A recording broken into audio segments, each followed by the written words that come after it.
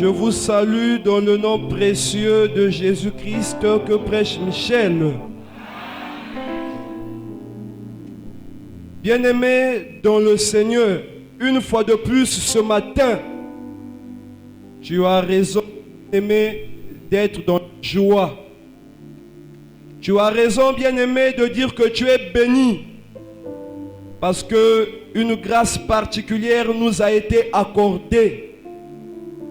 Il est écrit, je suis dans la joie, comme dit, allons dans la maison de l'Éternel.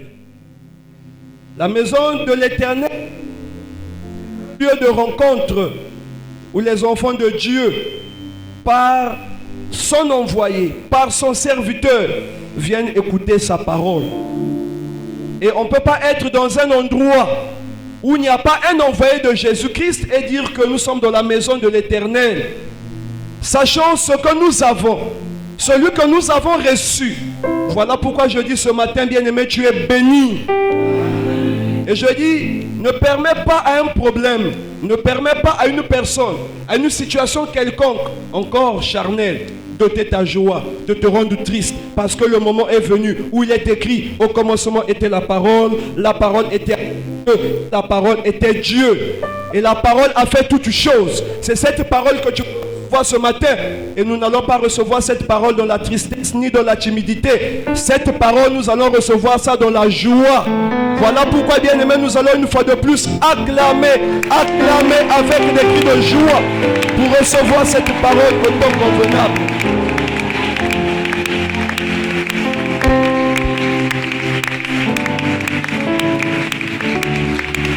Alléluia. Ah, est-ce qu'il y a un ascète dans la salle? Est-ce qu'il y a un enfant de Christ dans la salle? Ah, alléluia. Bien-aimés, ce matin, nous le disons une fois de plus que nous sommes bénis. Certainement, quand on entend chanter les chantres, et toutes les chansons, on entend le nom de Michel. Michel et Titembo, Michel. Certains de nos frères, de nos sœurs, qui écoutent cela, ils disent, mais vous chantez un homme. Ils disent, mais vous adorez un homme. Et en ce moment-là, plusieurs parmi eux, parmi certaines sœurs, sont revenus dire, je ne comprenais pas. De même qu'il est écrit, par ce Jésus que Paul prêche, je comprends pourquoi vous dites, par le Christ que Michel prêche. Mais je dis ce matin, bien-aimé, alléluia, que nous allons ensemble comprendre pourquoi le nom de Michel aujourd'hui représente un obstacle pour plusieurs. Déjà, nous devons retenir que celui qui pense connaître ne peut plus connaître. J'ai bien aimé encore ce souvenir de mon professeur de mathématiques en première D. Lorsqu'il nous a donné un sujet, nous sommes allés traiter. Et quand nous sommes revenus, lui-même, il était incapable de traiter son propre devoir. Et c'était un professeur de mathématiques de terminale C qui est venu dans notre salle de classe pour corriger l'erreur qui était au tableau. Et je bénis le Seigneur parce que mon professeur, à la fin, il a salué le professeur de terminale devant nous. Il a dit, non, tu es bon, mon frère. L'attitude, là, bien-aimé, c'est l'attitude des enfants de Christ. Parce que comme il est écrit que l'orgueil précède la ruine, mais l'humilité, bien-aimé, précède la gloire. Et si nous disons que celui qui pense connaître ne peut plus connaître, c'est parce que lorsque nous sommes en face d'une nouvelle vérité, l'ennemi de cette nouvelle vérité, c'est l'ancienne erreur. Et si nous pensons que la connaissance que nous avons déjà en nous constitue en soi une vérité absolue, nous mettons là, bien aimé, une barrière qui va nous empêcher de recevoir la nouvelle vérité. C'est pourquoi ce matin encore j'aimerais, alléluia, que tu disposes encore ton cœur. Parce que l'ennemi, bien aimé, de la connaissance, c'est la compréhension. Et je veux dans un esprit, bien aimé, d'écoute, dans un esprit de vouloir comprendre, et dans un esprit calme et attentif, nous puissions suivre encore la parole prêchée ce matin. On acclame pour le Seigneur. L'objectif ce matin, comme nous le disons, qu'un envoyé de Dieu a une seule mission. La mission d'un envoyé de Dieu, c'est de déplacer l'enfant de Christ d'un point A à un point B. Et nous allons comprendre, bien-aimés, tant qu'il n'y a pas de déplacement d'esprit, celui qui se tient devant nous n'est pas envoyé de Jésus-Christ. Parce que l'envoyé de Jésus-Christ vient pour déplacer l'esprit de l'enfant de Christ d'une dimension inférieure à une dimension supérieure. Et cela, pas à travers l'imposition des mains. Cela, pas à travers le combat spirituel. Cela, pas à travers, bien-aimé, des discours vains. Mais cela, à travers la parole, à travers le message qui lui est confié pour ce peuple-là. Voilà pourquoi, bien-aimé, ce matin, une fois de plus, je veux t'inviter à prendre place.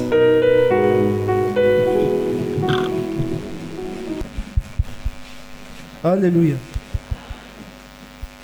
Alléluia. Est-ce que nous sommes dans la joie? Oh, je vais voir ta main d'abord, bien-aimé. Bien. Nous allons commencer, bien-aimé, sur un point. Le point d'où nous allons commencer, c'est l'église. Alléluia. Les gens sont arrivés nous parler de l'église. Aujourd'hui, on compte plus d'1 million d'églises au travers le monde. Et, excusez-moi de dire n'importe qui va se mettre debout, va dire Jésus m'a envoyé. Et quand quelqu'un se met debout pour dire Jésus m'a envoyé, il regroupe un certain nombre de personnes.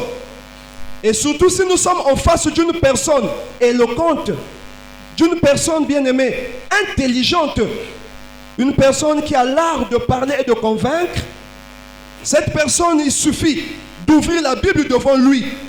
Ceux-là qui l'écoutent vont dire, voici l'envoyé de Jésus-Christ. Et nous avons vu des gens vendre des parcelles.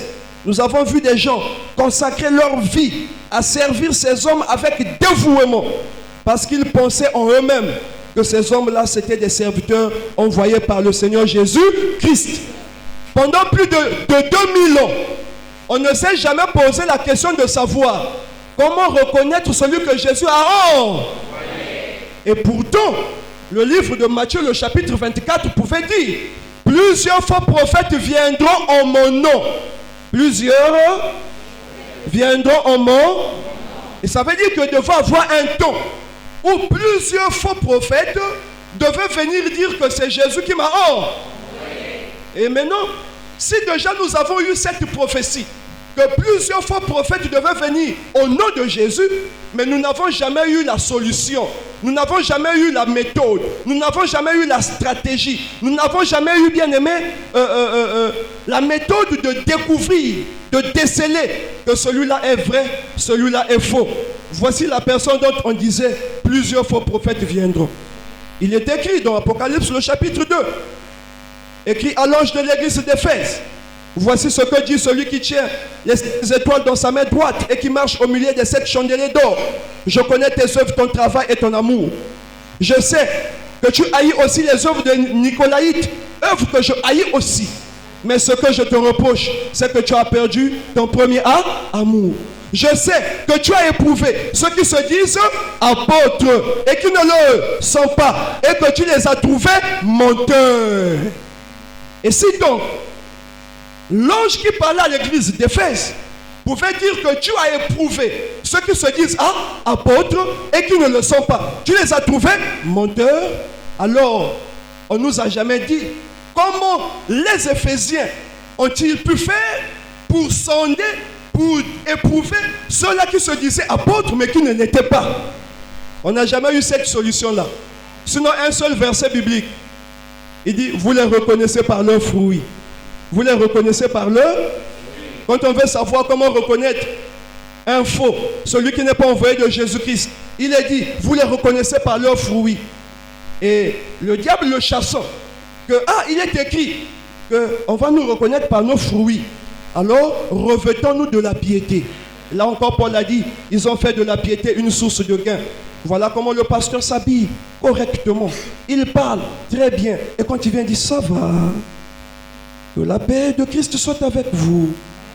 Et s'il faut dire l'aspect qu'il dégage, bien aimé, met en confiance le peuple pour dire que voilà l'envoyé de Dieu, voilà les fruits. Mais quelque part encore la même Bible dit que le faux apôtre va se revêtir du vêtement d'agneau. mais tu vas reconnaître que c'est pas l'envoyé de Jésus, parce que quand tu vas reconnaître du vêtement d'agneau, mais sa voix sera la voix d'un dragon. Voilà pourquoi dans l'ACE nous disons, si tu veux savoir ce que vaut un homme, il faut voir son habillement. Il faut l'entendre. Et on entend parler un apôtre. Par définition, un apôtre, c'est l'envoyé de Jésus. On l'entend parler lorsqu'il se met à prêcher. Alors, bien aimé, voilà pourquoi aujourd'hui, nous avons reçu un homme. Pendant plus de 2000 ans, la connaissance qu'on n'avait pas, nous les asséistes, nous l'avons reçue. Une connaissance, bien aimée, qui nous permet donc de savoir que toi, tu te dis apôtre, mais tu n'es pas apôtre. Car celui qui reçoit un prophète en qualité de recevra une récompense de... Celui qui reçoit un envoyé de Jésus-Christ reçoit la récompense de l'envoyé de Jésus. Celui qui reçoit un imposteur reçoit la récompense d'un imposteur. Donc il est nécessaire de savoir comment reconnaître celui que Jésus a. On acclame pour le Seigneur. Alléluia. Alléluia. Voilà pour parler de l'envoyé de Jésus-Christ. Nous allons parler de Jésus d'abord. Non, bien aimé, je suis dans la joie ce matin. Qui sent la joie dans son cœur? Aujourd'hui, nous parlons, il y a beaucoup d'églises. Je dis plus d'1 million au travers le monde. Et chacun qui rentre dans l'église dit, je suis envoyé de Jésus. Donc, le premier point dont je vous dis, c'est l'église. Et nous devons commencer par l'église. On n'a pas vu dans la Bible que dans le tabernacle, on parlait de Jésus. Que moi, je suis envoyé de Jésus. On n'est pas envoyé de Jésus dans le tabernacle. On n'est pas envoyé de Jésus dans le temple. Mais les envoyés de Jésus, c'est dans l'église. Et c'est l'église, effectivement, qui est le problème aujourd'hui.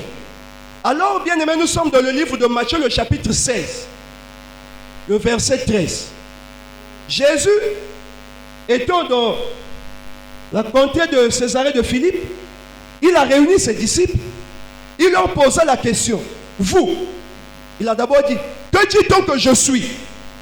Alors chacun prenait la parole pour dire, oh, on dit que tu es l'un des prophètes. Les autres disent que tu es Jérémie. Les autres disent que tu es Esaïe. Jésus reprit la parole et dit, mais vous, que dites-vous que je suis? En tout cas, il y a eu un silence. Et c'est Pierre qui prend la parole pour dire, tu es le Christ, le Fils du Dieu vivant. Aussitôt Jésus tressaillit. Il dit, oh, tu es béni Simon, fils de Jonas, car ce ne sont ni la chair, ni le sang qui t'ont révélé ces choses, mais c'est mon Père qui est dans le ciel. Désormais, je t'appellerai Pierre. Sur cette pierre, je bâtirai mon église. Voilà pour la première fois dans la Bible, là où le mot église a été énuméré. Suite à quoi? Quand Pierre a su que Jésus qui leur parlait était le Christ, le Fils du Dieu vivant. Là aussi, j'amène une précision.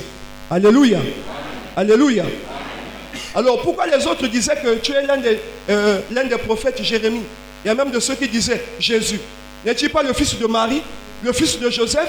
Joseph, n'est-il pas son père? Jean et Jacques, ne sont-ils pas ses frères? Donc, il y a de ceux qui connaissaient Jésus en chair, mais parmi tous les disciples, il y a un seul qui a connu ce qui était dans Jésus. Alléluia. Jésus, c'est le corps. Voilà pourquoi il est écrit. On va y arriver. Que Christ rentrant dans le monde dit, tu n'as voulu ni sacrifice ni offrande pour le, mais tu m'as formé un pour faire, oh Dieu t'a. Donc le corps qu'on a formé à Christ s'appelle comment? Jésus.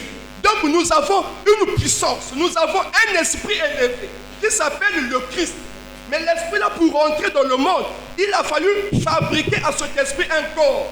Et le corps qu'on a fabriqué à cet esprit s'appelle Jésus. Donc quand on dit Jésus-Christ, nous avons Jésus qui est le corps et nous avons Christ qui est Dieu dans le corps Jésus.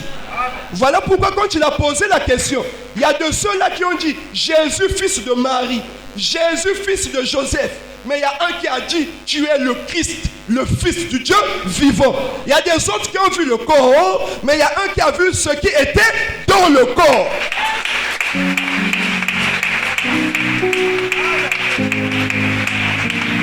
Alléluia. Celui qui a vu ce qui était dans le corps, c'est à celui-là que Jésus dit, désormais. D'abord, il a dit, tu es béni. Vous voyez pourquoi le berger dit nous sommes bénis. Il dit, oh tu es heureux, tu es béni Simon, fils de Jonas. Désormais, je t'appellerai, sur cette pierre je bâtirai mon église. Ah, on acclame encore pour le Seigneur. Donc c'est après avoir découvert qui était dans le corps de Jésus que Pierre a reçu maintenant la bénédiction du Christ lui-même. Comme tu as su qui je suis, parce que je sais personne ne connaît le Père, si ce n'est le personne ne connaît le Fils, si ce n'est le ou à celui-là que le Fils fait le révéler. Si personne ne connaît le Père, si ce n'est le Fils, personne ne connaît le Fils, si ce n'est le Père. Mais comment Pierre, lui, il a su qui était Jésus? C'est que quelque part, Jésus l'a dit, c'est pas la chair, c'est pas le sang, c'est pas l'intelligence, mais c'est mon Père qui me connaît, qui m'a révélé en toi. Comme mon Père m'a révélé chez toi, Pierre, donc sur toi, Pierre, je bâtis mon église. Je bâtis mon église. Je bâtis. Le verbe bâtir est conjugué au. Pourquoi à l'instant T, l'église n'est pas bâtie sur Pierre? Alléluia. Et donc il dit, sur toi Pierre, je bâtirai mon église. Alléluia. Alors nous allons expliquer l'église. L'église c'est quoi? Nous avons entendu les frères dire, l'église vient du mot grec, ecclésia, qui veut dire appeler hors d'eux, appeler d'eux, pour aller hors d'eux. À cette question, nous avons toujours dit, appeler qui? Pour aller où? Il était où? Pour aller où? Alors l'envoyé Michel il dit, l'église est le rassemblement des enfants de Jésus-Christ autour d'un homme. Suivez ce que Jésus dit à Pierre. Après cette réponse, ils sont dans le jardin de Gethsemane. Jésus dit à Pierre, Pierre, m'aimes-tu? Oh Seigneur, tu sais que je t'aime. Paie mes brebis. Pierre, m'aimes-tu? Oh Seigneur, tu sais que je t'aime. Paie mes brebis. Pierre, m'aimes-tu? Ah, Seigneur, toi-même tu sais, hein? Tu connais toutes choses. Moi je t'aime. Mais toi-même tu connais mon cœur. Bien, paie mes brebis. Alors, si Jésus dit à Pierre, Pierre, paie mes brebis, les brebis appartiennent à qui? Les brebis appartiennent à qui? À Jésus-Christ.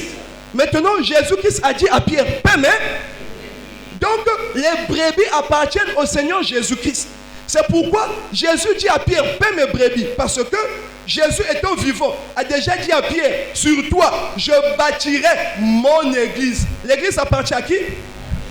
L'église appartient à qui? Si l'église appartient à Christ, lesquels qui sont dans l'église? Les brebis de Christ. Si les brebis de Christ sont dans l'église, alors Jésus doit choisir une personne sur qui il va établir l'église pour que cette personne puisse paître les brebis du Seigneur Jésus-Christ. Alors, la définition de l'église n'est pas une invention. La définition de l'église est dans la Bible. Si Jésus a dit, Pierre, paie mes brebis, ça veut dire que l'église en ce moment-là est le rassemblement des brebis de Christ autour de Pierre. Alléluia. Alléluia. Et c'est là où la Bible pouvait dire, en quelque lieu soit le cadavre, là s'assembleront les. Alors sur Pierre, Christ a donné un message. Sur Pierre, Christ a donné quelque chose. Et tout cela qui se rassemble tout autour de Pierre, c'est là où nous aurons l'église. Et donc par définition, l'église est le rassemblement des enfants de Jésus-Christ autour d'un homme. Est-ce qu'on peut acclamer pour le Seigneur? Maintenant, nous donnons le rôle de l'église. Alléluia. Alléluia. Est-ce qu'on peut évoluer? Si quelqu'un jusque-là est en train de comprendre, qu'il acclame pour le Seigneur. Alors nous allons donner le rôle de l'église. C'est dans le rôle de l'église qu'aujourd'hui les pasteurs ne comprennent pas Papa Michel. C'est dans le rôle de l'église que les prédicateurs sont perdus aujourd'hui. Je me rappelle encore, pendant plus de 10 mois, nous étions là à TPT, nous étions là à MCR, nous étions là à Télé Pont-Noir. Quand nous avons dit, s'il y a un envoyé de Jésus-Christ, qui se reconnaît envoyé de Jésus-Christ, mais les brebis ont besoin de la vérité. Il n'y a pas deux vérités, il y a une seule vérité. Et la vérité est fille unique. Mais les gens ont raison de critiquer le christianisme. Alléluia. Moi, je ne sais pas comment les mosquées fonctionnent. Si les mosquées aussi, là-bas, on prêche d'autres choses, là-bas d'autres choses. Je ne sais pas, mais je ne pense pas. Mais regardez les églises de réveil. Chaque pasteur, Jésus l'a envoyé. Chaque pasteur et sa prédication. Mais nous sommes au Congo. Nous avons les mêmes réalités. Mais nous avons 1000 pasteurs. Un dit il faut invoquer le sang. Un autre dit n'invoquez pas le sang. Un dit il faut invoquer le feu. Alléluia. Un autre là-bas dit il faut allumer les bougies. L'autre dit n'allumez pas les bougies. Le peuple de Dieu est dans l'embrouillement. Voilà pourquoi les gens se sont levés pour dire ah, l'église, il n'y a plus rien. Ils ont raison. Parce que nous devons comprendre maintenant le rôle de l'église tout de suite.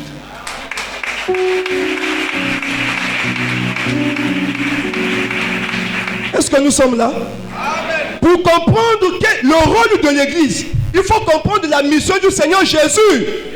Luc le chapitre 19, le verset 10, il est écrit: le Fils de l'homme est venu et ceux qui étaient. Donc il y a des gens qui n'étaient pas perdus. S'il est écrit que le Fils de l'homme est venu chercher et sauver ceux qui étaient, c'est qu'il y a des gens qui n'étaient pas. Et si Jésus est venu chercher et sauver ceux qui étaient perdus, c'est qu'il avait une mission. Pour ceux qui étaient perdus, il est venu premièrement les chercher. Celui qui cherche, après avoir cherché, la Bible dit, il est venu chercher et. Chercher et. Nous avons deux verbes, le verbe chercher et le verbe sauver. Si Jésus est venu chercher, alors il doit d'abord chercher. Quand il cherche, il doit trouver. Une fois qu'il trouve, il doit maintenant sauver.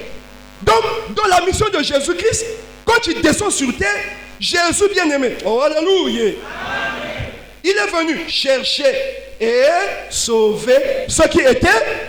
Donc il devait premièrement trouver ceux-là qu'il est venu chercher. Deuxièmement, il devait sauver ceux dont il a trouvé. Jésus a cherché. Comment? Il a trouvé. Qui? Il a sauvé. Comment? Alléluia. Voilà pourquoi maintenant dans le livre de 2 Corinthiens, le chapitre 5, au verset 17 à 21, il est écrit ceci. Alléluia. Oh, si quelqu'un est en Christ, il est une nouvelle. Les choses anciennes sont. Voici toutes choses sont devenues. Verset 18. Et tout cela nous vient de Dieu, qui nous a réconciliés avec lui par Christ et qui nous a donné le ministère de la réconciliation. Nous faisons donc fonction d'ambassadeur. Comme si Christ exhortait par nous, nous vous en supplions par le nom de Dieu, soyez réconciliés avec Christ. Lui qui n'a pas connu de péché, Dieu lui a fait devenir péché pour nous, afin que mort, nous ressuscitions la vie. Alléluia. C'est là où Papa Lévi dit, si tu ne connais pas la mission de Jésus-Christ, ne te mets pas debout pour prêcher Jésus-Christ. Le vrai quiproquo est là. Nous avons des gens qui prêchent Christ sans connaître Christ. Mais Christ lui-même a dit, personne ne connaît le Père si ce n'est le Fils. Personne ne connaît le Fils si ce n'est le Père. Donc on ne peut prêcher Christ que celui-là qui a reçu le pouvoir de prêcher Christ à celui dont Christ s'est révélé. Si le Seigneur Jésus-Christ ne s'est pas révélé en toi, tu n'as pas le pouvoir de le prêcher. Chaque fois que tu vas toucher la Bible, chaque fois que tu vas ouvrir la Bible, tu vas interpréter la Bible selon ton intelligence. Tu ne vas jamais interpréter la Bible selon l'esprit du Créateur. Voilà pourquoi même, alléluia, nous allons expliquer tout ça.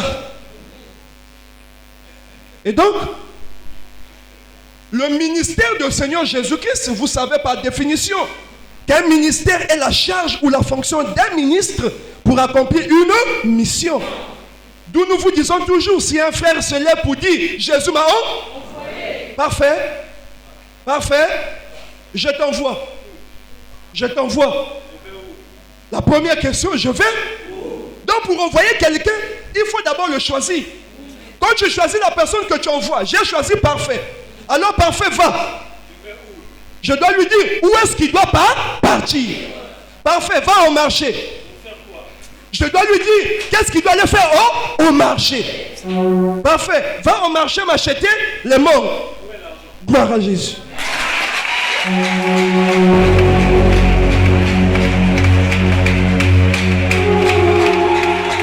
Quand le Seigneur Jésus-Christ envoie son serviteur, alléluia, il doit dire à son serviteur, le serviteur qui lui choisit, c'est le serviteur en qui lui-même le Seigneur s'est révélé.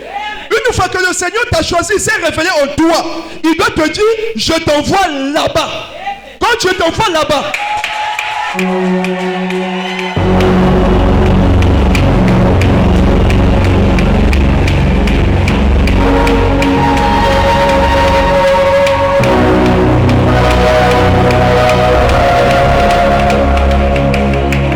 alléluia, alléluia.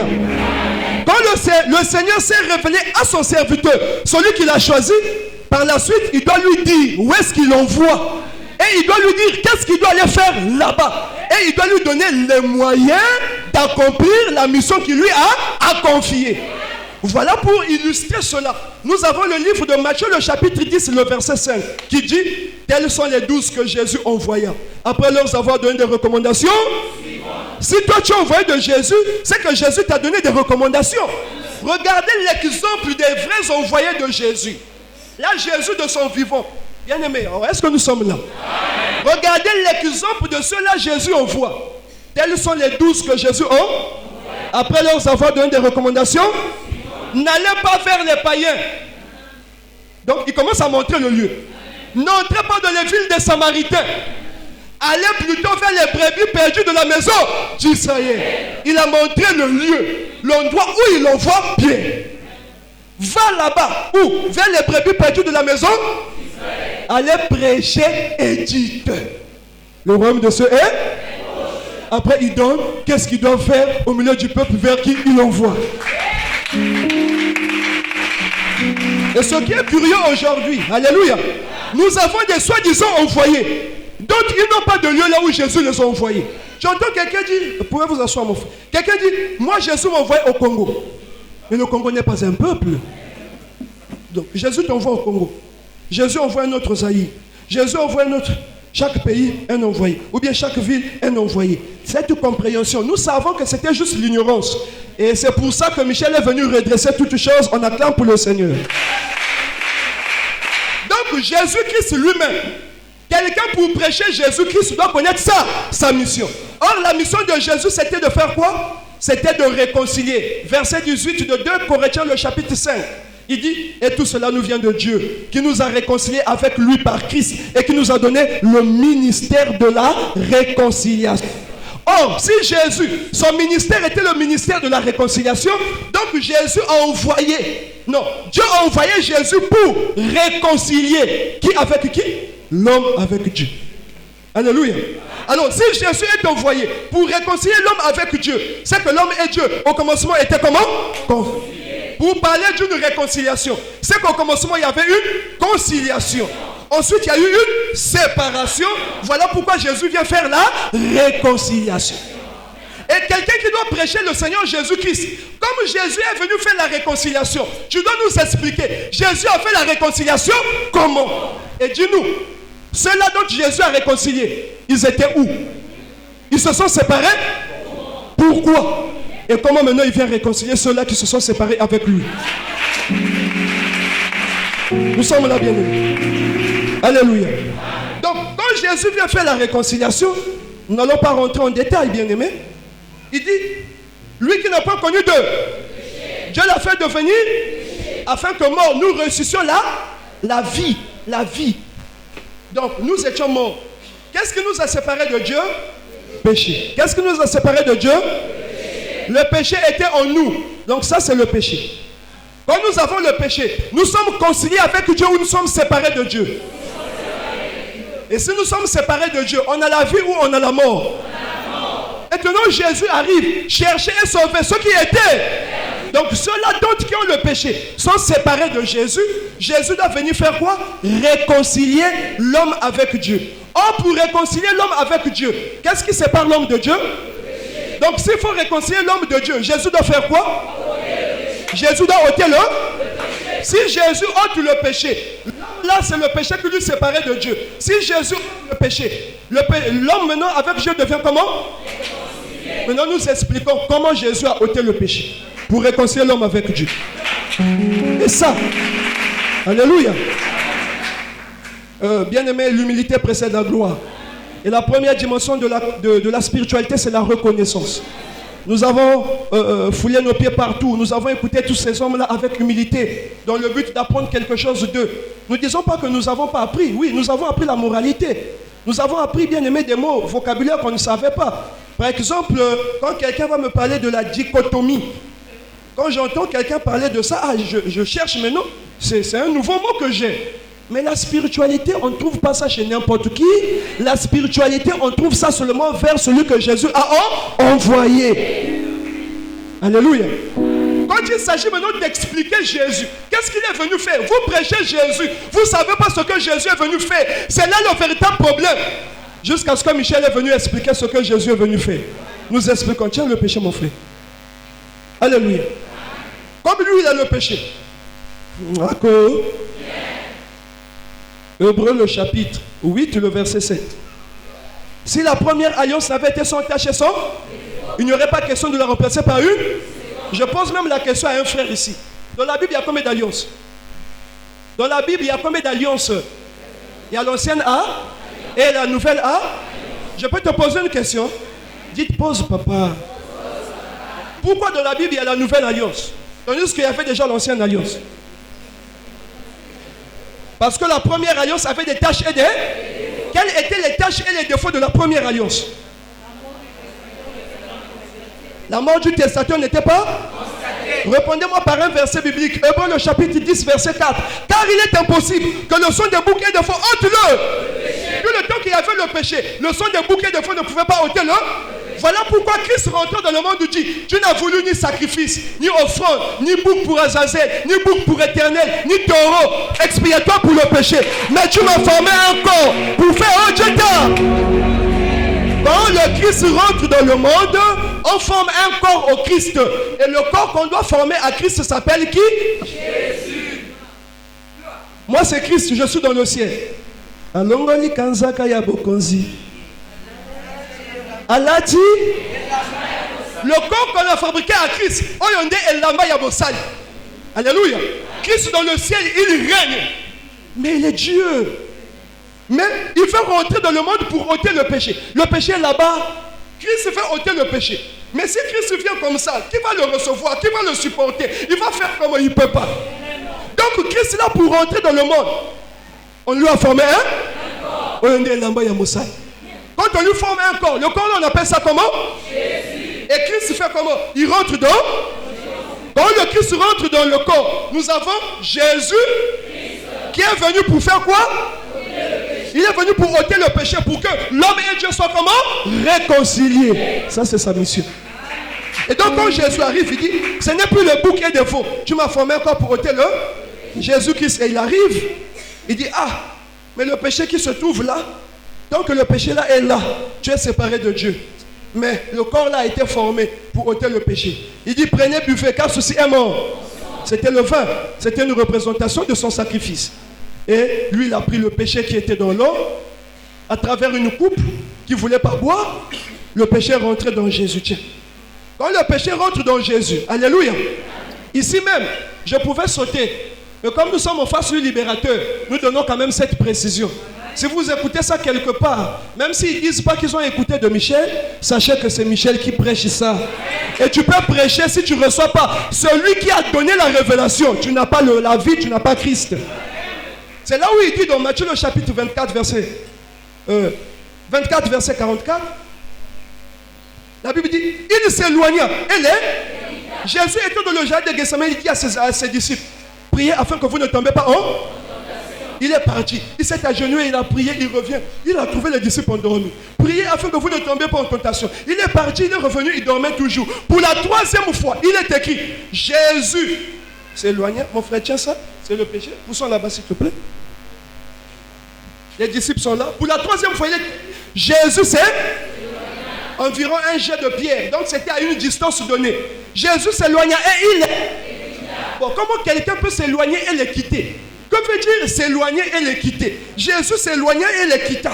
Jésus s'éloigna et les quitta. Comment? On ne comprenait pas ça. Alors c'est là où nous disons, papa a dit, que, bon, si vous bien papa l'a vu mes fois, nous allons dire que papa l'a vu nous a... Mais pourtant il y a mon corps qui est là. Donc le corps c'est pas Lévi. Lévi c'est l'esprit. Le corps c'est le corps de Lévi. Donc si quelqu'un est décédé, on dit un tel nous a quittés. Mais vous avez son corps, non? Ça c'est seulement les vêtements de l'esprit. Alléluia. Donc il s'éloigna. Le corps s'est éloigné et l'esprit a laissé le corps. Quand l'esprit laisse le corps, Hébreux le chapitre 9, le verset 24 va relayer pour dire: Christ n'est pas entré dans un sanctuaire fait des mains des hommes en imitation du véritable, mais il est entré dans le lieu très saint, non avec le son des boucs et des veaux, mais avec son propre, ayant obtenu une rédemption. Car si le sang des boucs et des veaux et la sang d'une vache répandu sur ceux qui sont souillés procure et donne la pureté de la chair, à combien plus le sang précieux de Christ, qui par un esprit éternel s'est offert lui-même sans tâche à Dieu, purifiera-t-il la conscience des œuvres mortes afin que vous servez le Dieu vivant. Alléluia. Alors donc quand Christ rentre dans le ciel, dans le tabernacle terrestre, c'est là où se faisait l'immolation des boucs et des veaux. Mais le tabernacle qui doit ôter nos péchés ne peut pas être un tabernacle terrestre. Voilà pourquoi le Christ nous rentre cette fois-ci, non pas dans un tabernacle terrestre, mais dans un tabernacle céleste. Qui rentre là-bas, Jésus ou Christ? Donc qui a laissé le corps? Christ. Qui s'est éloigné? Jésus. Quand Christ rentre dans le ciel, c'est là où il va avoir quoi? L'immolation. Comme Christ sera dans le ciel, il y a l'immolation. Le sang de Christ là, c'est ça qui va purifier le tabernacle céleste. Daniel le chapitre 8, le verset 12. Alléluia. Et comme le sanctuaire est purifié par le sang de Christ, Christ ne devait plus revenir dans ce corps. Voilà comment maintenant Dieu a pris la coupe. Tu ne voulais pas boire? On a fait boire la coupe, hein? Quand on fait boire la coupe à Jésus, les péchés qui étaient dans toi et moi est rentré dans qui? Quand le péché rentre dans Jésus, Christ est où? Au ciel. Jésus ici est resté vide parce que Christ était au ciel pour le sacrifice dans le tabernacle. Quand le corps Jésus reste vide, on prend le péché, on met dans Jésus. Jésus là, on ne peut plus l'appeler Jésus-Christ. Mais le péché représente quelqu'un. Le péché représente qui? Donc le Jésus là, on ne peut plus l'appeler Jésus-Christ. Le Jésus là, on va appeler Jésus. Voilà pourquoi quand tu reviens vers les disciples, il dit: alors, voici celui qui me livre est ton. Depuis fort longtemps, on voulait t'arrêter, on ne pouvait pas. On voulait te lapider, on ne pouvait pas. Maintenant, on commence à t'arrêter, mais parce que le Christ est parti dans le ciel. Et comme maintenant, le péché est dans Jésus. Le péché dans Jésus est devenu comment? Lié. Le péché représente qui? Satan. Romains le chapitre 8, le verset 3. Car, chose impossible à la loi, parce que la chair la rendait sans force, Dieu a condamné le péché dans la chair, en envoyant à cause du péché son propre fils dans un corps semblable à celui du péché. Alléluia. Donc, quand le péché est dans Jésus, il ne s'appelle plus Jésus-Christ. Christ est dans le ciel. Il s'appelle Jésus. Voilà maintenant, il y a comme chicoté. On crachait même sur lui. Satan voulait seulement qu'il puisse dire: il tournait. J'ai vu une vidéo sur l'internet là où les gens imitaient Jésus. Na quoi? Je ne sais pas si c'était le 24. Elle m'a pas quoi qu'on a imité Jésus, pas même chicoté. Il y a le mot qui a même l'os ou quoi. Il y a même qui m'a dit. Mais toi tu imites Jésus, non? Supporte ce que Jésus a supporté. Après quand le gars vient pécher, il dit: tu penses que moi je suis Jésus? Mais tu joues le rôle de qui? Alléluia. Et c'est là où il dit: c'est par ces maîtres sûrs que nous sommes. Oh, donc comme on chicotait Jésus, on était guéri. Oh, bien-aimé. Si maintenant, toi tu as volé, qui méritait de mourir? Le salaire du péché? Qui a volé? Qui on doit tuer? Qui a fait l'adultère? Qui on doit tuer? Qui a menti? Qui on doit tuer? Maintenant ton péché là, ton vol, Jésus a pris. Ton mensonge, Jésus a pris. Ton adultère, Jésus a pris. Si ton adultère, ton vol, ton mensonge, Jésus a pris. Qui on doit taper? Et qu'est-ce que nous allons dire? C'est par ces maîtres sûrs que nous sommes. Et c'est Jésus là qui vient sur la croix. Quand tu viens sur la croix, il dit: ah Père, pardonne-les, car ils ne savent pas ce qu'ils... Oh, mais qu'est-ce qui se passe là? Après il crie encore: Père, pourquoi me tu as... Mais c'est toi qui disais il n'y a pas très longtemps. Quand Philippe disait: ah toi aussi chaque fois tu dis mon père, Jésus montre-nous le Père et cela nous suffit. Oh Philippe, depuis que je suis avec toi, tu ne m'as jamais connu. Celui qui m'a vu a vu le Père, car le Père est en moi et moi je suis dans le Père. Arrivé sur la croix, c'est le même Jésus qui dit: Père, pourquoi m'as-tu Le Père est allé où? Alléluia. Parce que le Père qui est l'Esprit Christ, qui était dans Jésus, Christ était sorti, Satan a remplacé. Mais comme Satan dans Jésus, Satan était comment? Lié. L'âme qui péchera, c'est celle qui? Or, l'âme de toute chair est dans le. L'âme de toute chair est dans le.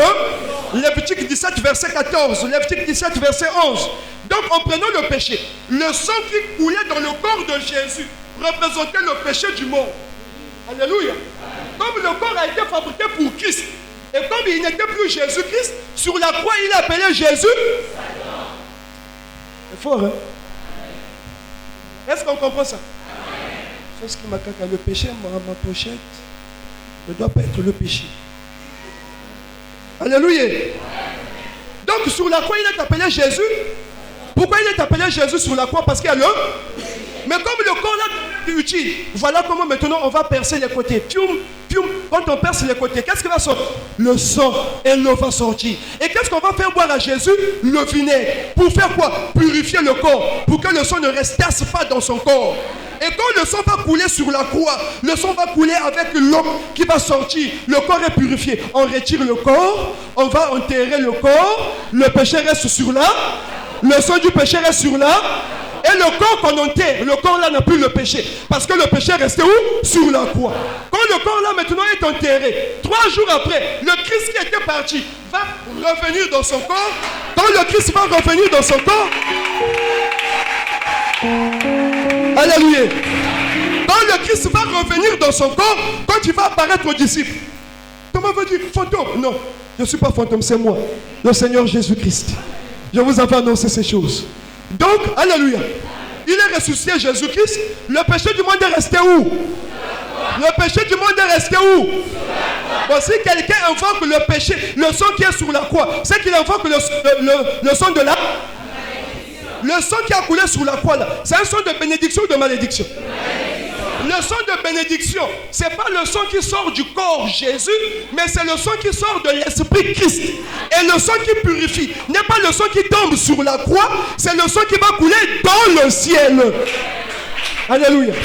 Donc sur la croix, le sang qui va rester sur la croix ici, c'est un sang de malédiction, un sang de péché. Si tu vas encore chercher le sang là, c'est que tu as jeté la poubelle. Jésus a jeté la poubelle, c'est que tu vas ramener la poubelle dans ta maison. Voilà pourquoi Papa Michel il dit, la place de la croix, la place de la croix. Donc si tu as la croix déjà, il faut enlever. Parce que la place de la croix, ce n'est pas sur tes boucles d'oreilles, ce n'est pas la poitrine, ce n'est pas dans ta maison, surtout pas dans ta voiture. Surtout pas dans ta voiture. Le péché te guette.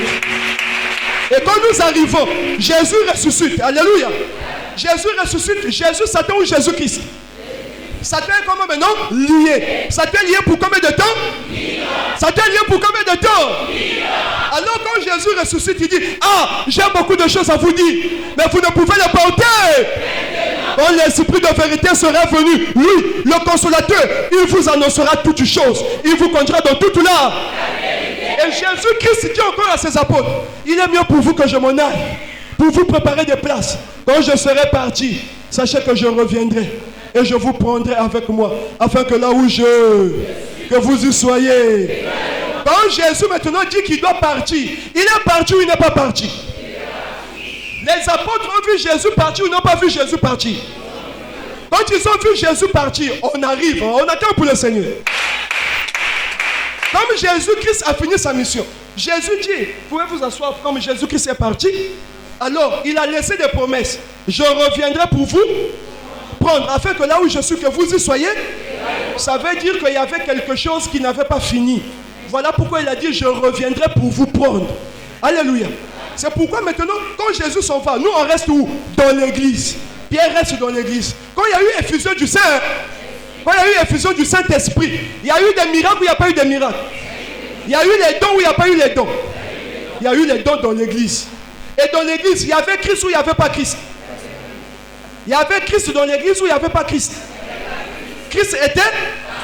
Donc ceux qui sont restés dans l'église, ils n'avaient plus la totalité de Christ, mais ils avaient la puissance de Christ. Voilà pourquoi, Christ étant parti, ils avaient maintenant besoin des dons.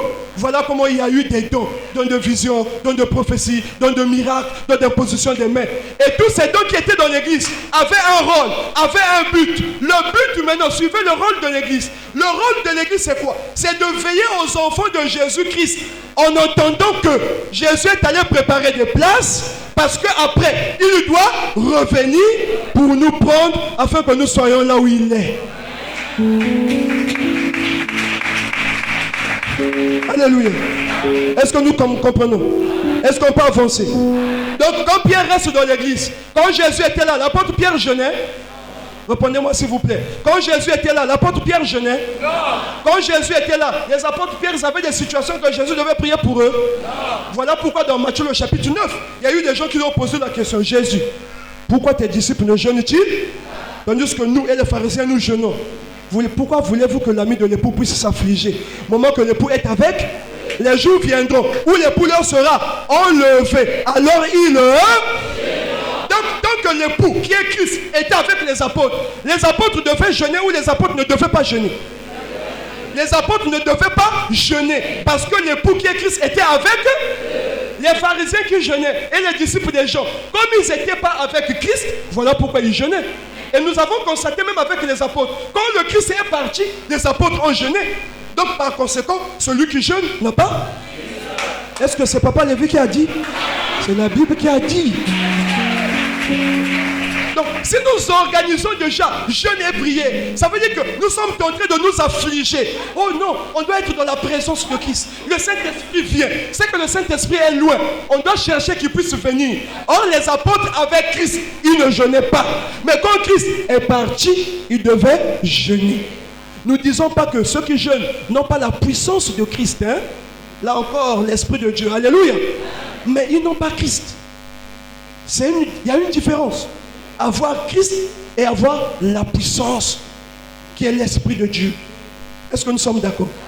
Donc dans l'église, il n'y avait pas Christ. Les apôtres n'avaient plus Christ quand Christ était parti.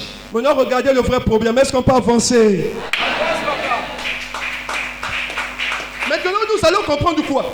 Alors les apôtres sont restés avec l'exercice des dons, avec la puissance du Saint-Esprit. Ils faisaient des miracles. Là encore, l'envoyé a donné une précision. Mais je ne vais pas rentrer là-bas. S'il y a des questions, on va répondre à ces questions-là à la fin. Alléluia. La différence entre l'Esprit de Dieu et le Saint-Esprit. Ceux qui ont reçu le Saint-Esprit ne prophétisaient pas. Hein? Mais il y a eu de ceux-là qui prophétisaient. Mais il y a de ceux qui ne prophétisaient pas. Donc quand l'église primitive est née, il y avait la manifestation de deux esprits. Alors quand le Christ est parti, l'église est restée, il n'y avait pas Christ. Christ était déjà parti. Voilà comment l'apôtre Paul arrive. Quand l'apôtre Paul arrive, il emmène l'église chez les païens.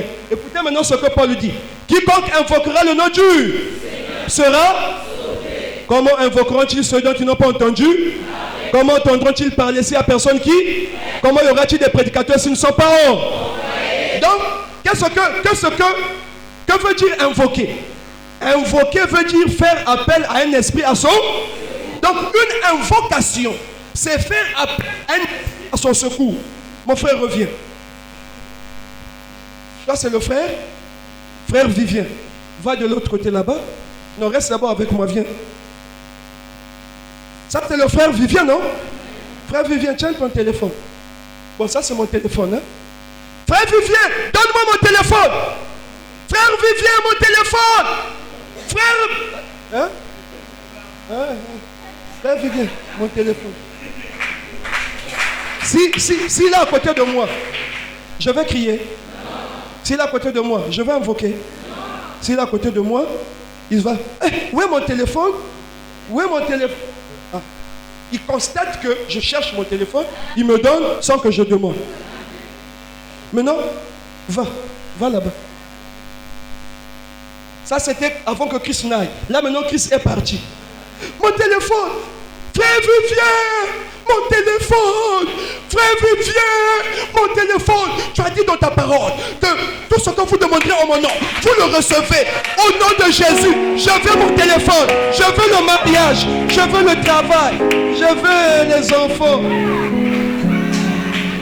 Ah, mon frère, va d'abord là-bas. Jésus ne vient pas comme ça. Toi aussi, je viens à peine de commencer. Je dois invoquer. Je dois jeûner. Je dois combattre avant que tu ne viennes. Alléluia. Il est trop pressé. Notre Jésus que nous constatons là n'est pas pressé comme ça. On doit invoquer, on doit jeûner, on doit combattre, on doit agenouiller, on doit dormir avant qu'il n'arrive quand même. Au nom de Jésus, tu as dit dans ta parole, oh, confiez-vous à l'Éternel, et l'Éternel vous guérira. Tu as dit dans ta parole, le malheur atteint souvent le juste, mais le juste, tu le délivres toujours. Seigneur, j'ai envie de me marier. Où est mon mariage? Seigneur, où est mes enfants? Seigneur. Des fois là, on dit 40 jours. Là, on va aligner. Il dit 40 jours d'attaque de prière. 40 jours de jeûne profonde.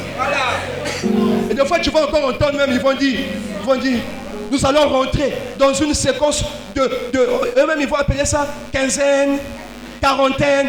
On va rentrer dans la quarantaine.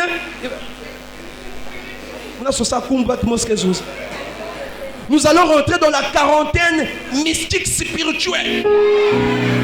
Vous-même, vous allez voir. Le premier jour, si Jésus ne fait pas, il viendra le deuxième jour. S'il ne vient pas le deuxième, il viendra le 20e jour. Ne rate pas les jours. Même à la 40e jour, Jésus va faire. Mais Jésus est avec moi. Si quelque chose ne va pas, lui-même il constate. Il me donne. Quel est ce papa-là pour me donner ce qui m'appartient? Je dois aligner quarantaine de jeûnes et prières. Quarantaine de prières d'attaque. Mon frère, est-ce que tu pries beaucoup? Il faut prier beaucoup. De 0h à 6h. Il faut être du chaud dans la prière.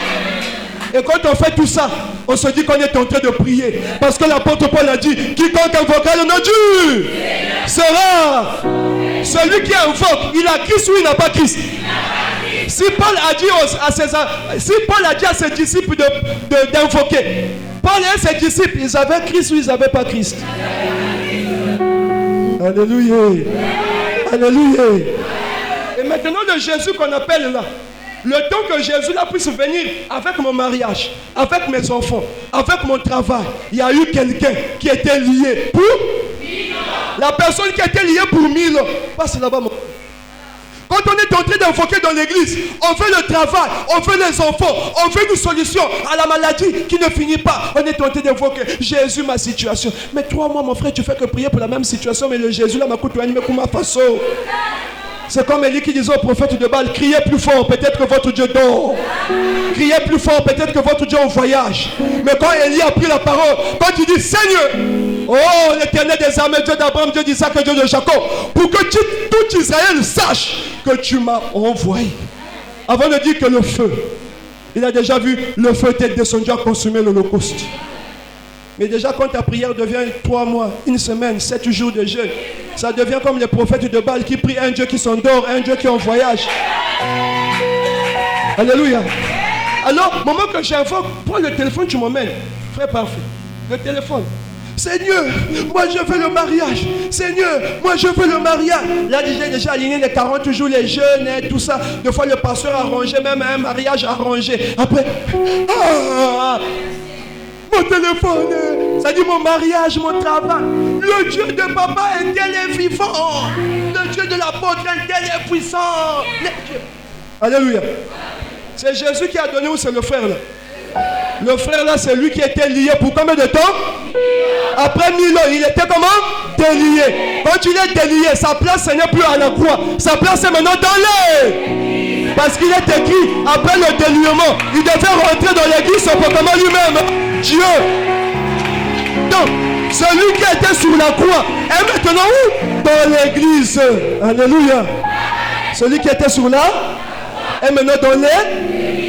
Si on fuyait la croix, on doit aussi fuir l'église. Voilà pourquoi. Alléluia. Voilà pourquoi. Quand nous pensons qu'on prie Jésus-Christ, mais attendez, ce n'est pas tous ceux qui disent Jésus, Jésus, qui sont les serviteurs de Jésus. N'oubliez pas Matthieu le chapitre 7, le verset 23. Ce n'est pas tous ceux qui me disent Seigneur, Seigneur, qui rentrera dans le royaume. Retirez-vous de moi, je ne vous ai jamais connu. N'avons-nous pas fait des miracles en ton nom?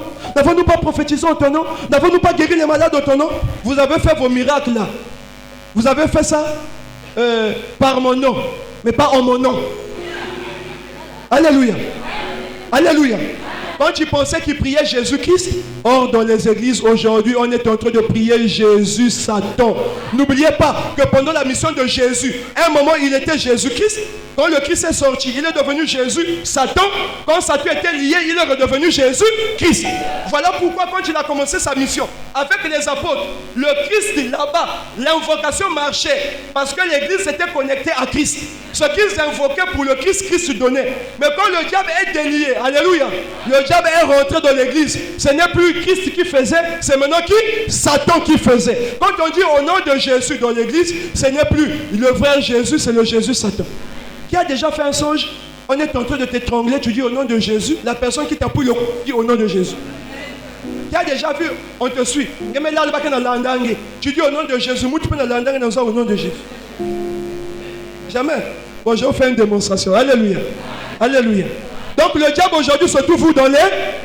Je vous montre maintenant que le diable est dans l'église, mon frère. Asseyez-vous d'abord. Si quelqu'un est homme, il est une nouvelle. Les choses anciennes sont... Voici toutes choses sont devenues. Maintenant si je vis, ce n'est plus moi qui... C'est Christ qui vit en... Quand je parle. Quand je dors. Quand je marche, Moumediak Moupanzi. Quand je dors, je rêve, on me suit. Quand je dors, on me fait les maris de nuit.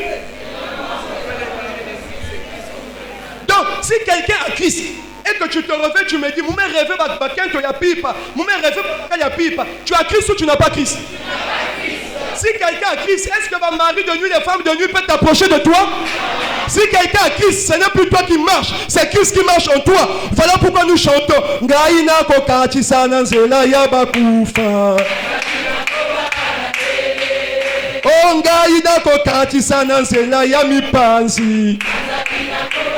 Oh, alléluia. Nazalina Kobanga. Alléluia. Kolo Yesu Mobateli Malamu. Alléluia. C'était une promesse que Jésus a faite. Comment maintenant les enfants soi-disant de Jésus? Il y a là la mari de nuit, il y a là la femme de nuit. Quand tu vas voir le pasteur dit Kangam Kanalou, l'église est en fin de cycle. Le diable a déjà investi l'église. Christ ne se manifeste plus. Et donc, ceux-là que Paul avait trouvé, alléluia, qui étaient réconciliés, qui attendaient l'arrivée de Jésus, à cause de Satan qui est rentré dans l'église, toutes les églises sont devenues comme tous les enfants de Christ sont devenus comme si tu es garé, tu as la vie ou tu as la mort. Si tu es garé, le diable a le pouvoir sur toi, il n'a pas le pouvoir sur toi. Et voilà maintenant, le nom de Jésus n'est plus efficace dans l'église. Voilà, on nous a fait la promesse. À celui qui vaincra, je lui donnerai un caillou blanc sur lequel tu écris un nom. Maintenant là, regardez tout ce qui se passe dans les églises. J'ai plus de voix. Mon Père est là. Alléluia. Mon maître, mon libérateur. Alléluia. Quand il arrive, il dit, il est l'heure de sortir de l'air pour rentrer à l'air. Aujourd'hui, qui se trouve dans l'église? Qui se trouve dans l'église? Si Satan se trouve dans l'église, tous ceux qui prêchent dans les églises prêchent qui? Donc Michel arrive, il faut sortir de l'église pour aller à l'air. Ici, nous sommes à l'église ou à l'épouse? Nous dans l'épouse, alléluia. Nous vivons maintenant le retour de Christ par Aimé Michel Chitembo.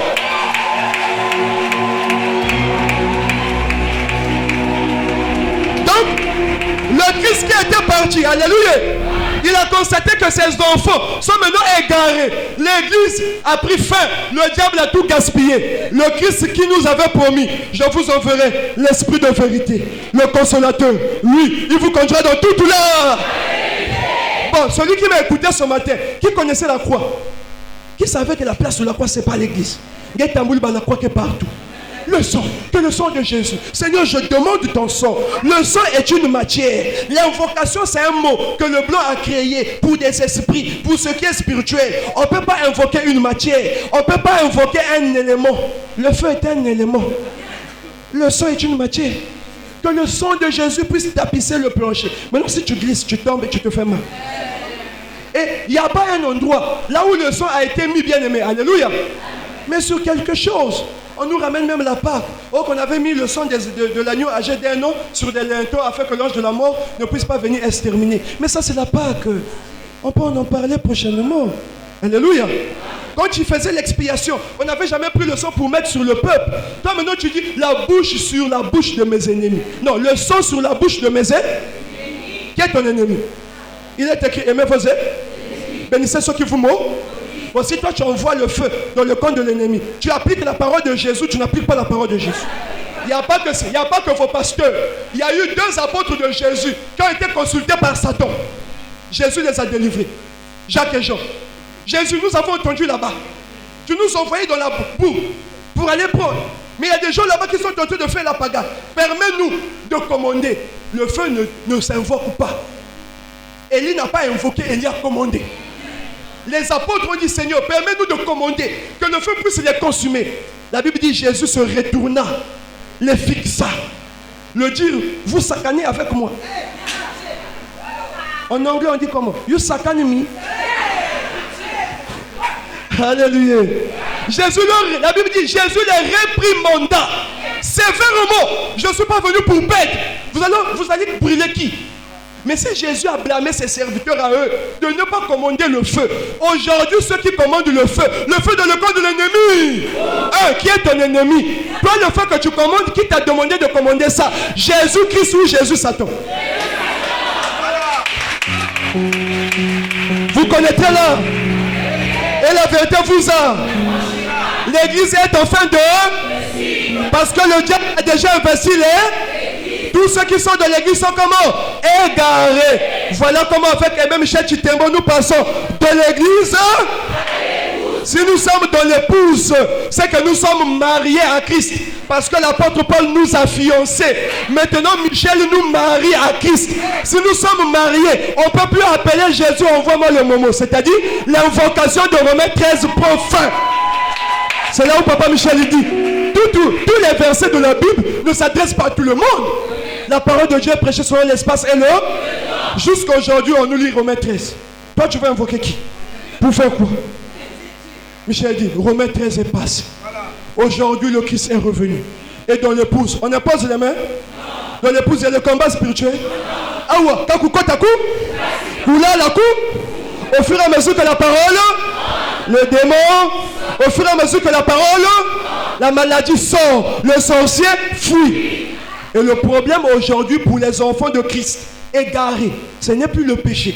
C'est la puissance que le diable a utilisée. C'est la puissance de la... C'est ce qui nous a égarés. Et là donc, si vous voulez, bien aimé, alléluia, il y a encore une continuité. Où vous allez voir qu'il y a eu un message caché dans tous les temps, jamais révélé. Il y a un frère qui est venu, c'est Branham. Il est venu dire que dans le jardin, il y a eu un rapport sexuel. Excusez-moi, souffrez 1 minute. Et le serpent vient dire, le serpent était l'animal le plus rusé des champs que l'Éternel Dieu avait fait. Il dit à la femme, qu'est-ce que Dieu a dit? Vous pouvez manger de tous les arbres du jardin? Non. Dieu ne nous a pas dit qu'on ne va pas manger de tous les arbres du jardin. Mais Dieu nous a dit que vous ne mangerez pas de l'arbre qui est au milieu du jardin. Le jour qu'on va manger ça, on va mourir. Le serpent dit, oh mais Dieu sait que vous ne mourrez point. Mais le jour où vous aurez vos yeux, vous serez comme des connaissant le bien et le... Alors suivez ici, il dit, la femme vit que l'arbre était bon à manger, agréable à la vue. Elle prit de son fruit, elle en mangea et donna à l'homme qui était auprès d'elle. Et il en mangea. Les yeux de l'un et l'autre s'ouvrirent. Ils connurent qu'ils étaient avant de manger ou après avoir mangé. Après avoir mangé leurs yeux, après ils connurent qu'ils étaient. Si Branham dit, l'acte de manger le fruit là, l'acte de manger le fruit, c'est les rapports sexuels. La Bible doit changer. On doit dire, avant de manger, la Bible doit dire, leurs yeux s'ouvrirent, ils connurent qu'ils étaient nus et elle en mangea. Est-ce que vous comprenez? Est-ce qu'on peut faire les rapports sexuels sans savoir qu'on est nu? Mais comment on fait les rapports sexuels? Alléluia. Après avoir mangé leurs yeux, ils connurent qu'ils étaient. Donc tu as d'abord fait les rapports sexuels, après mis son nom je suis nu. On sait d'abord qu'on est avant de faire les rapports Si c'était le rapport sexuel, le verset ne devait pas dire, après avoir mangé, leurs yeux s'ouvrirent, ils connurent qu'ils étaient nus. La Bible s'ajoute, ils sont devenus comme des. Après avoir fait les rapports sexuels, on devient comme des dieux. Il y a quelqu'un d'autre qui a dit que c'était la pomme. Qui n'a pas encore mangé la pomme ici? Il y a son frère qui est là. Tu es devenu comme Dieu. Qu'est-ce qui s'est passé dans le jardin d'Éden? Oh linga te. Oh linga te. C'est là où sur la face de la terre, un seul homme s'est levé. Il s'appelle Aimé Michel Chitembo. Quand il arrive, il dit dans le jardin d'Éden, ce n'est pas les rapports sexuels. Donc les milliers de personnes là, ils sont dans l'erreur. Oh, c'était la pomme. Non. Dans le jardin d'Éden, il y a eu intronisation de la sorcellerie. Moi, il y a quelqu'un qui sauve, hein? Moi, il y a quelqu'un qui m'a moi, il y a quelqu'un qui m'a mis. Moi, il y a quelqu'un qui m'a mis. Et Jésus dit, la nature ne vous enseigne-t-elle pas? Nani ke fena misu, nani ke na misu. Baba ni nyonso ke na tala, pas ke na dia. Mais vous dites que mosque na misu, mosque fena misu. Qu'est-ce que cela veut dire? Et même Michel Chitembo. Et ce qui nous a égarés, quand Michel se met debout, alléluia. Aujourd'hui, on va plus dire au nom de Jésus, parce que le nom de Jésus est efficace contre les démons.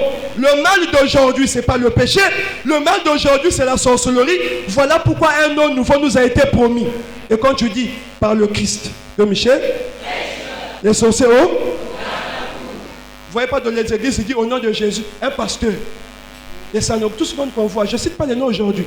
Dans l'église, il dit au nom de Jésus, démon. Le démon dit, je ne sors pas. Quel est ce Jésus-là qui va dire au démon et puis le démon te résiste? Au nom de Jésus, démon sort. Je ne sors pas. Qui es-tu? Dans sa tête et moi aussi. Oh, il y a des démons de tête et moi aussi. Et tu vois, le pasteur transpire. Satan, au gars même, il dit, démon sort. Je ne sors pas. Donne-moi ton nom. Comment tu t'appelles? Et puis vous voyez, il dit, je m'appelle Lucifer. Et là on dit, Nyamangwaku. Toi tu connais Lucifer. Lucifer va être dans ton corps là. Et puis quand on a un pasteur. Vous savez, vous blaguez. Dites que le pasteur blague. Quand Daniel a intercédé pour que Dieu puisse répondre au sujet d'Israël, il envoie l'ange Gabriel en chemin. Le diable a pris Gabriel en prison. Wow. Gabriel est resté en prison pendant 21 jours. Est-ce que vous comprenez ça? Il a fallu envoyer un ange spécial. Il s'appelle l'archange Michel. Quand Michel est arrivé, Michel n'a pas dit Satan y tourné. Michel n'a pas dit Satan te taillot. Un esprit élevé n'injure pas Satan. Un esprit élevé n'envoie pas le feu dans le corps de l'ennemi. Parce que l'ennemi a son temps. C'est qu'il ne maîtrise pas les Écritures. Quand Michel est venu, il a dit que l'Éternel te réprime Satan, que l'Éternel te... Ange Gabriel, sors de la prison, continue ta mission. Quand Gabriel arrive devant Daniel, Daniel commence à trembler. Il dit, tu es trop puissant, je n'arrive pas à me tenir debout. Il dit, mon se met à tout qu'on a prison. Heureusement que c'est Michael qui est venu à mon secours. Si Gabriel, Satan va le mettre en prison. Si Gabriel, Satan va le mettre en... Yo pasteur, yo anan. Yo sauté les mains. Au nom de Jésus, Satan, démon sort. Et puis le frère te répond, je suis Lucifer. Pasteur, yo anan. Alléluia. Donc la démonstration des faits dans les églises prouve à suffisance que le Christ n'est pas dans l'église, elle est en fin d'œuvre. Et Michel nous a pris de l'église et nous sommes rentrés dans les... Voilà pourquoi aujourd'hui, le nom qui fait des miracles, c'est le nom de ce Christ comme Michel. Alléluia. Nous avons des témoignages ici. Une soeur qui est venue, elle a écouté la parole. Elle est repartie à la maison. Papa Michel, ah, je ne vais plus. Maman Estelle, mets-toi debout si tu es là. Maman Estelle. Vous dites le nom de Michel, le nom de Michel. Elle avait une situation. Et quand elle repart à la maison, elle fait un songe. L'esprit arrive. Qui me collait du quoi? Au nom de Jésus. Au nom de Jésus. Il dit, il dit, par le Christ de Michel. Qui me collait, qui a dit, mais quand elle s'est réveillée, elle vivait à Ngoyo à l'époque, elle venait au culte matinal. Parce que cette fois-ci, elle a eu la démonstration. Le nom de Jésus est efficace contre les démons. Les démons, c'est des anges. Et il n'a pas ça, non? Mais les sorciers, c'est quelqu'un comme toi et moi. Abimina Kindoki. Aïe, il y a où? Il y a où? azui mabota, akangi mabala, akangi examen. Makambo tozo lukana bas église, c'est les sorciers bakangaka yango pour que to kende na église, to adorer bango. Michel dit l'adoration de la bête doit prendre feu. Yo bomi mabota nanga yo anen. Mabota est moi dans Nzambe. Quand Christ rentre dans mon corps, ce n'est plus moi qui. C'est Christ qui vit. Oh? Si ma botte a besoin qui, quand tu reçois Michel et Maître Tembo, sans tracasserie, sans tambour bâton, ma botte est un moment quand elle songi, l'ibal est un moment quand elle fongami, mon sel est un moment quand elle rit, maladie est un moment quand elle poli, et tu retrouves tous tes sens que tu avais perdus. Quel est le pasteur sous la terre qui travaille comme Michel? C'est mon bon gars qui le souche. Vous et moi, on devait finir maintenant. Quel est le pasteur sous la terre qui prêche comme Michel, qui travaille comme Michel? Et j'ai dit la grâce, elle est grâce. Quand elle est là, quand elle passe. Michel, qui est Michel? Oh, tu témoignes pas son père? Du Bicana Véronique, n'était pas sa mère? Un tel, ne sont-ils pas ses frères? D'où lui viennent ces choses? Ah, et ça, Michel. Parmi ceux qui disent, c'est ce Michel, je connais son père, je connais sa mère, je connais ses enfants. Il y a quelqu'un qui a dit, Michel, le corps que nous voyons là, c'est Michel que vous connaissez là. Non, moi je sais que celui qui a combattu dans le ciel contre Dragon, c'est le même Michel qui est descendu sur la terre pour nous délivrer de la puissance de la sorcellerie. Et nous voyons charnellement Michel, spirituellement, c'est le Christ de Michel, pour nous faire passer de l'église à l'épouse, pour que la mission de Jésus de sauver puisse s'accomplir. Pour qu'on soit sauvé, on doit partir du premier ciel au troisième ciel. Et celui qui nous fait passer du premier au troisième ciel n'est autre que Aimé, Michel, Chitembo, Nikuna Toyembi, Olukinga Nabutu, Bituma Yamolili, Sokomoni Natongo, Bakomi agité, Yebake Nabutu. Bitumba ya molili esimbite, bas accident esimbite, bas poison esimbite. Sokomoni na tongo, oh yokana papa Michel, vous les églises là, Michel, c'est que Nabutu. Et kuna tolobi boy. Alléluia. Basali bas accident, basali poison. Vous allez voir quelqu'un au don de l'eau. Seigneur Jésus, l'eau là que je bois, bénis l'eau. Attends mon frère, on met le poisson dans l'eau. On te dit qu'il y a le poisson. Prie et puis tu bois. Il est écrit, vous boivrez quelques breuvages, ils ne vous feront point de tout le verre à poison. Bon, c'est pas besoin qu'en main tu as vu, tu vas dire que tu tentes Dieu. Non, en main sans qu'il y ait zaba. Mais il y a qu'un poison. Bête qui a montré dans ta lave, qu'il y a un poison. Toi maintenant pour nous montrer que ce que tu fais là, c'est Dieu qui a dit, c'est comme si il faut pour ça. Pour nous masser maintenant, il vivre. C'est pas zonzi qui a un poison qui n'a pas de marque qui a lancé un autre. Vous boivrez quelques breuvages mortels, ils ne vous feront point de l'envoyer. On a mis le poisson dans l'eau, dans la nourriture, accident. Balukina mandenge tout, et simbité, babimina moi, comme on a bateau. Faut pas aller à l'ACE. Toi tu me chasses à l'ACE, tu veux que j'aille où? Que je laisse papa Michel pour que tu me bouffes. Et simbité.